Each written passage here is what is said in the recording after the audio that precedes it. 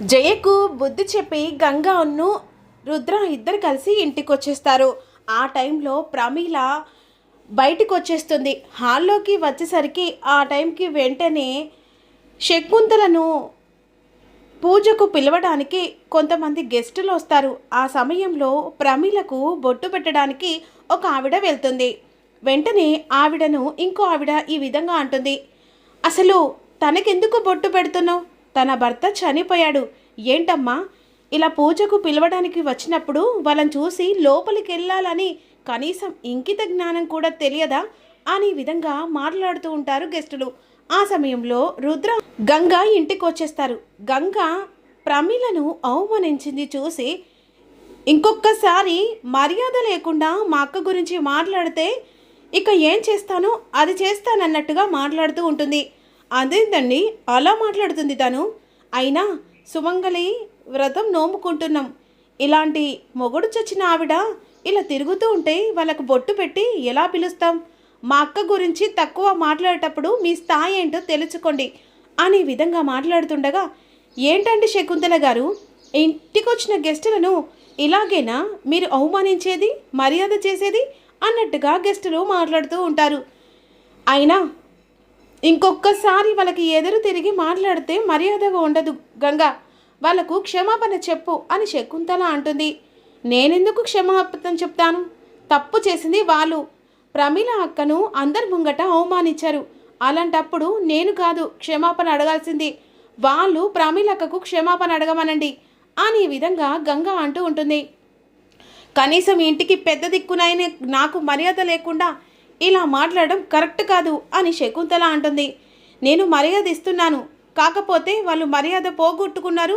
ఈ ఇంట్లో ఉన్న అక్క గురించి అమర్యాదగా మాట్లాడుతున్నారు కాబట్టి నేను మాట్లాడుతున్నమ్మా అని విధంగా గంగ అంటూ ఉంటుంది. అయినా పిలవడానికి వచ్చిన పేరెంట్లను ఇలా అవమానించడం కరెక్ట్ కాదు శకుంతల గారు అని విధంగానే వెళ్ళిపోతారు. ఈలోపు వెంటనే ఇక గంగ కూడా వెళ్ళిపోతుంది. ఏంటత్తయ్యా రోజు రోజుకి ఇంట్లో నీకు విలువ లేకుండా పోతుంది, ఆ గంగ ఏంటి వచ్చిన గెస్టుల దగ్గర ఇలా అమర్యాదగా నీ విలువ పోగొట్టేలా మాట్లాడుతుంది అని వీరు అంటూ ఉంటారు. ఇషిక కూడా, అవునత్తయ్య, అసలు గంగ ప్రవర్తన విచిత్రమైన మాటలు, కనీసం నీకు మర్యాద లేకుండా ఈ ఇంటికి పెద్ద దిక్కు కాకుండా అన్నట్టుగా మాట్లాడుతుంది. ప్రమీలను అనడం కరెక్ట్ కాదనుకో, కనీసం వాళ్ళకు మర్యాదగా ఏదో క్షమాపణ చెప్పినా ఇంత జరిగేది కాదు కదా. ప్రమీలకు వత్తసు పలుకుతూ నీకు మర్యాద తీస్తున్నట్టుగా అనిపిస్తుంది. అయినా రోజు రోజుకి నీకు విలువ లేకుండా పోతుంది. కనీసం రుద్రబావైనా గంగకి క్షమాపణ చెప్పమని అడిగాడా? లేదు కదా. అలాంటప్పుడు ఈ ఇంట్లో ఎవరి పెత్తనం జరుగుతుందో, ఎవరు ఏం తీసుకుంటున్నారో అర్థం కావట్లేదు అని విధంగా రెచ్చగొడుతూ ఉంటారు ఇషిక ఉన్ను వీరు. ఈలోపు లోపలికి వెళ్తుంది శకుంతల. మండిపడుతుండగా ఆ సమయంలో విజేంద్రవర్మ ఏం జరిగిందో అడుగుతాడు.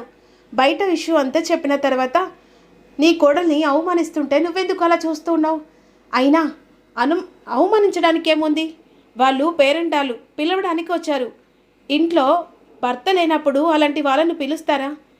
కానీ పిలవకుంటే నీ కోడల్ని అందరి ముంగట అవమానిస్తుండగా పరాయి పిల్ల కనీసం ఇక ప్రమీల గురించి ఆలోచించి ఒక మాట తూలి మాట్లాడింది.